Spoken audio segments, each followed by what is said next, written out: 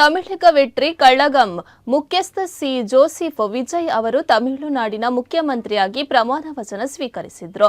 ಅವರೊಂದಿಗೆ ಪಕ್ಷದ 9 ಶಾಸಕರು ಸಚಿವರಾಗಿ ಪ್ರಮಾಣ ವಚನ ಸ್ವೀಕರಿಸುವ ಮೂಲಕ ಟಿವಿಕೆ ಸರ್ಕಾರ ಅಧಿಕೃತವಾಗಿ ಅಧಿಕಾರಕ್ಕೆ ಬಂದಿದೆ. ರಾಜಭವನದ ವತಿಯಿಂದ ನಡೆದ ಸಮಾರಂಭದಲ್ಲಿ ರಾಜ್ಯಪಾಲರು ಮುಖ್ಯಮಂತ್ರಿ ವಿಜಯ್ ಹಾಗೂ ನೂತನ ಸಚಿವರಿಗೆ ಹುದ್ದೆ ಮತ್ತು ಗೌಪ್ಯತಾ ಪ್ರಮಾಣ ವಚನ ಬೋಧಿಸಿದ್ರು. ಸಮಾರಂಭಕ್ಕೆ ರಾಜಕೀಯ ನಾಯಕರು, ಸಿನಿ ರಂಗದ ಗಣ್ಯರು ಹಾಗೂ ಸಾವಿರಾರು ಅಭಿಮಾನಿಗಳು ಸಾಕ್ಷಿಯಾದರು. ನೂತನ ಸಚಿವ ಸಂಪುಟದಲ್ಲಿ N Anand, Adhav Arjun, doctor KG Arunraj, KA Sengottaiyan, P Venkataraman, R Nirmala Kumar, Rajamohan, TK Prabhu ಹಾಗೂ ಎಸ್ ಕೀರ್ತನ ಸಚಿವರಾಗಿ ಪ್ರಮಾಣ ವಚನ ಸ್ವೀಕರಿಸಿದರು. ಸಚಿವರಿಗೆ ಖಾತೆಗಳ ಹಂಚಿಕೆಯನ್ನು ಶೀಘ್ರದಲ್ಲೇ ಪ್ರಕಟಿಸಲಾಗುವುದು ಎಂದು ತಿಳಿಸಲಾಗಿದೆ.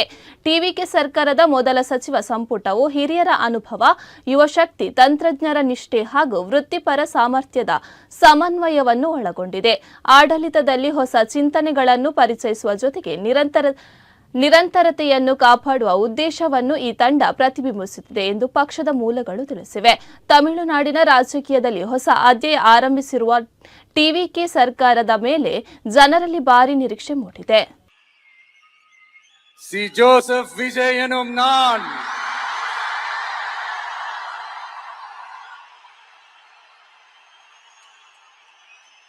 அத உண்மையாக்கி இருக்கிறீங்க.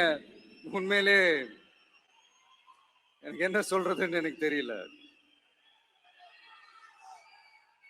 என்னுடைய உறவுகளே, என்னுடைய சொந்தங்களே,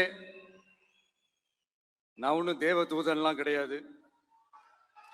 நானும் ஒரு இயல்பான ஒரு வாழ்க்கை வாழ்ற ஒரு சாதாரணமான மனுஷன்தான்.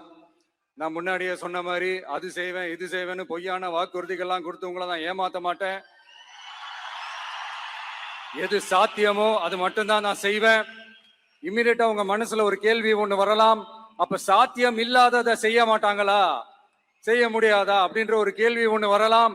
இத்தனை கோடி மக்கள் என் கூட இருக்கும் போது எது வந்தாலும் பாத்துக்கலாம், என்ன வந்தாலும்